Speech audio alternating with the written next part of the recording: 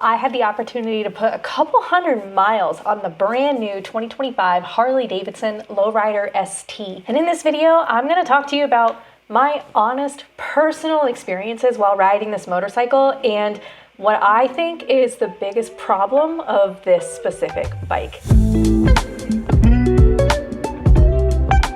So if you guys aren't new to my channel, my name is Jess, aka Her Two Wheels. I ride all things two wheels. I have multiple different motorcycles, multiple different reviews on my channel, and I just like to keep things as honest and upfront with you guys as possible. I don't spend a lot of time talking about specifications on these bikes because that's kind of just a quick Google search if you really want to know the specifics. What I'm here to tell you is my personal experience on how the motorcycle handles, how it rides, and my honest opinion on whether or not I think it's a good purchase. For the sake of this video, I'm going to get into some of the technical aspects of it so that you know what we're working with. So the 2025 Lowrider ST is a Milwaukee 8 117 motor. This is the new high output M8 motor that they have in this motorcycle. We have some standard specs. The horsepower and torque is 105 horsepower with 128 foot-pounds of torque.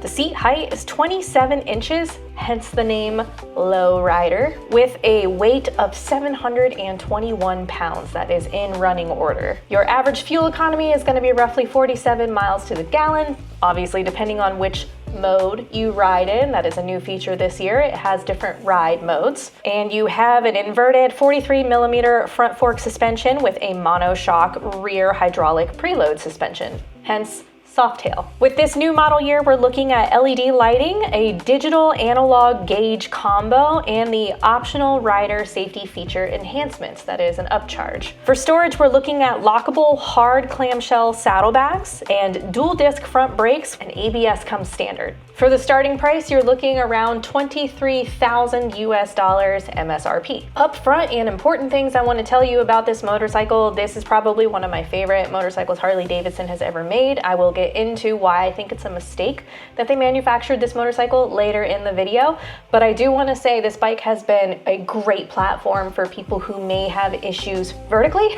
If you don't have long legs, or if you need a bike that's more lower and comfortable, or a bike that's more capable of cruising through those twisty mountain roads, this motorcycle has been an amazing platform for that. I personally have a little over 2,400 miles worth of mountain riding experience on this previous generation. I did spend 2 weeks on a 2024 Lowrider ST over in the Swiss Alps. It was a fantastic bike for that, but I will get into some of the issues I had, and I did have those same issues on this 2025 model year. So the first things first, let's talk about the power delivery on this bike. With the new high output 117 Milwaukee 8, with especially the updated riding modes, this bike is an absolute monster for what the actual weight of the motorcycle is.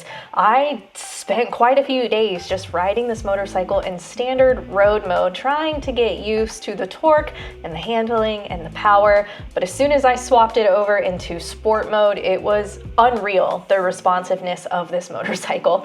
If you guys don't know, I tend to really gravitate towards the big cruising baggers. I love the touring bikes, the heavier motorcycles. I like to do long distance. So for me to spend multiple days on this more compact platform of a bike felt like I was kind of on a rocket ship. I didn't have any issues whatsoever with the power. I didn't have any issues with braking traction. I didn't have any issues with launching, or just it felt really good. The bike felt perfectly tuned, and it really did feel like I was able to go anywhere as fast as I wanted, as quickly as I wanted. On that same subject, I do like to ride the bigger bikes, but this is still considered a heavyweight motorcycle with over 700 pounds on this cruiser.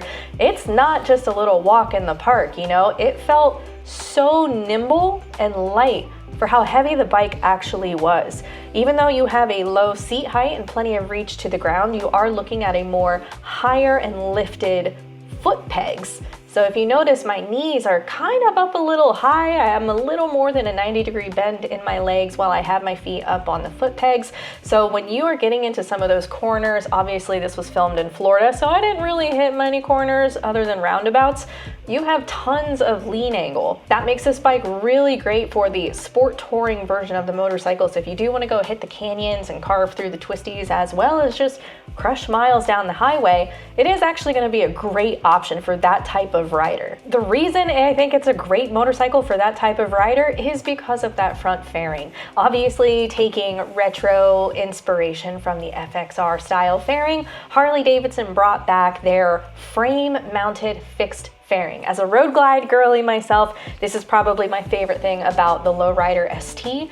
They really focused on aerodynamics and wind deflection on this bike, but you still feel the wind around you. It is one of the truest forms of motorcycling, is when you can feel protected going 80 plus miles an hour down an interstate and yet still feel that breeze and that calming, you know, like it was a really good experience to be able to blast down the highway and still feel the wind in my hair, if you know what I'm saying. On the subject of ergonomics, I feel like this is kind of a mixed bag for me personally. If you don't know, I am a 5'8" tall woman, but I do have an inseam of 31 inches, so my legs are a lot longer than the rest of my body. So I personally kept saying this bike feels a little too big and a little too small for me at the same time. So once again, before I get any further in this review, I highly encourage you guys to check out your local Harley-Davidson dealership, or see if you can schedule a test ride at a motorcycle event like a rally like Daytona Bike Week, and see how it feels for you. Me personally,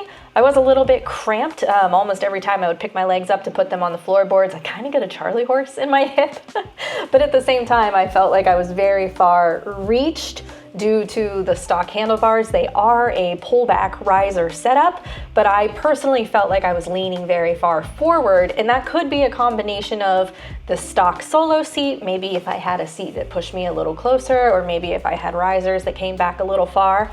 But for me personally, if it was my dream motorcycle, I would have those floor boards, I guess they're foot pegs, I would have the foot pegs lowered just a little bit. Not enough to really compromise lean angle, but just enough to kind of lower my legs. And if I could have a taller seat or maybe a slightly taller suspension, I think that would be perfect. And then obviously maybe some taller bars or pullbacks.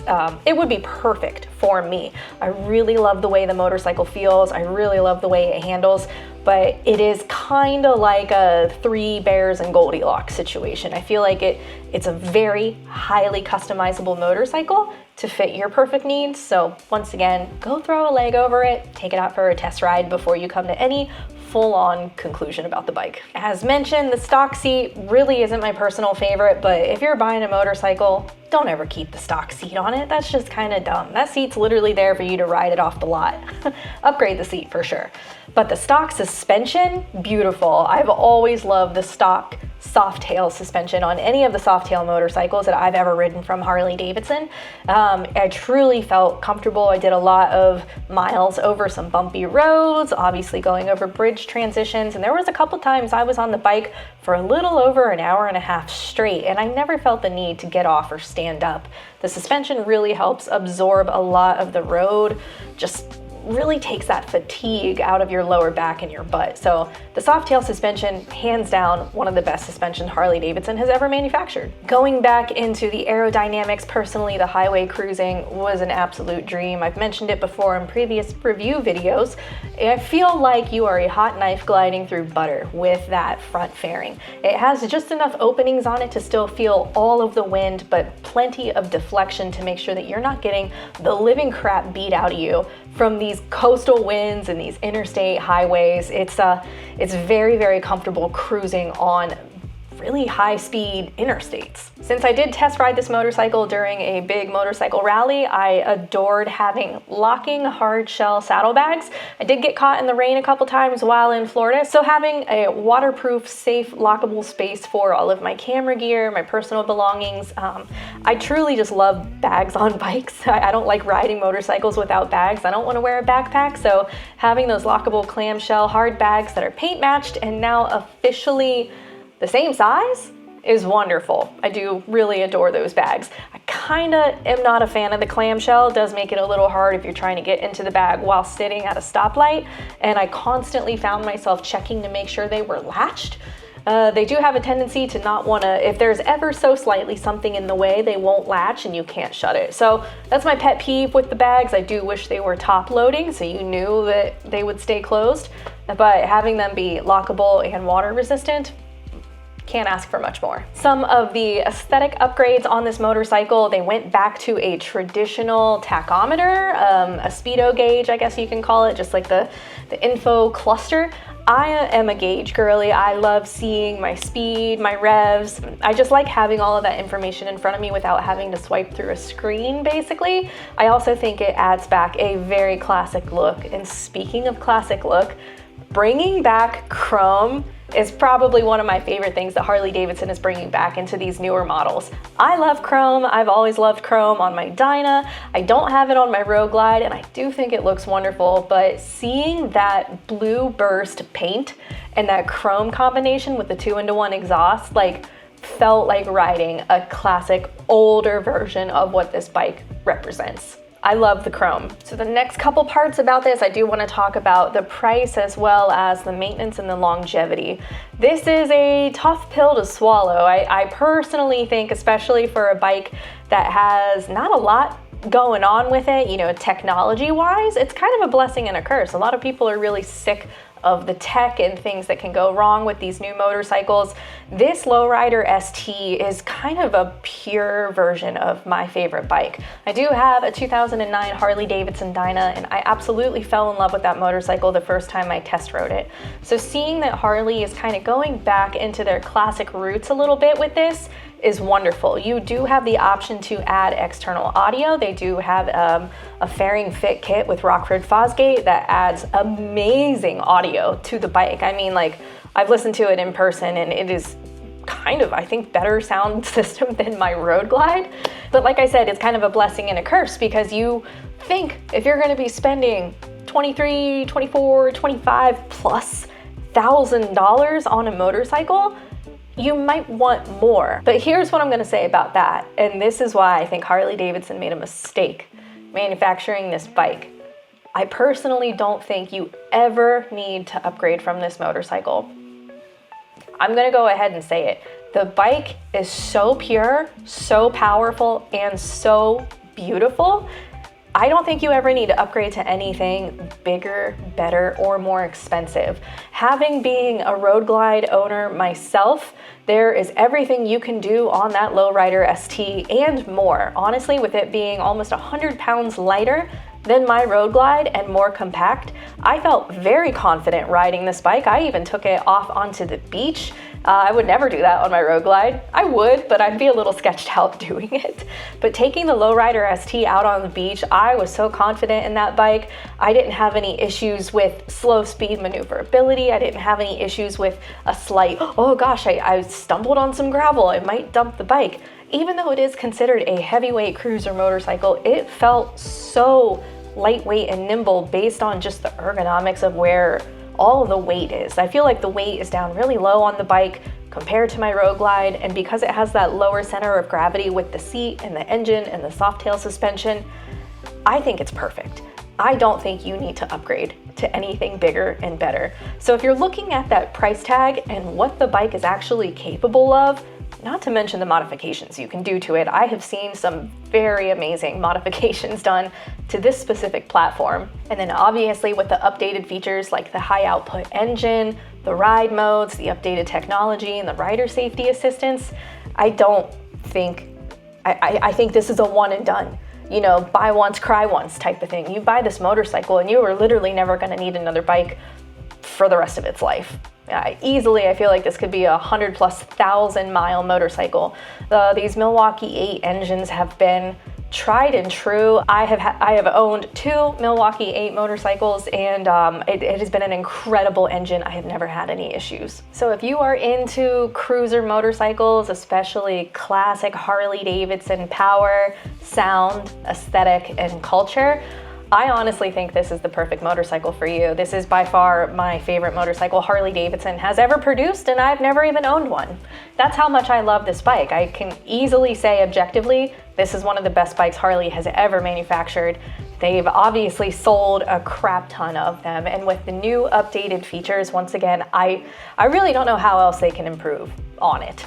It really does have that old school Harley feel with modern refinements, making it an excellent choice for anyone who wants a high performance touring cruiser without going full bagger. And you know what I say, once you go bagger, you don't go back. So would I actually call this an endgame cruiser? 100%. This bike is endgame. You buy this bike and you have it for the rest of your life. I think it's incredible and forever grateful for the opportunity to test ride the new version of it. Obviously, I want to know what you guys think, so please leave a comment down below. What is your favorite motorcycle ever manufactured? It doesn't have to be Harley Davidson. I know cruisers aren't everyone's cup of tea, but they certainly are mine. If you want to know any more information on the motorcycle, I will have a link down to the actual page over on Harley Davidson's website. You can check out all of the different colors, the features, the aftermarket modifications, etc. So I hope you guys enjoyed this video. Thank you so much for watching, and until my next one, you be good, ride motorcycles, and I'll catch you later.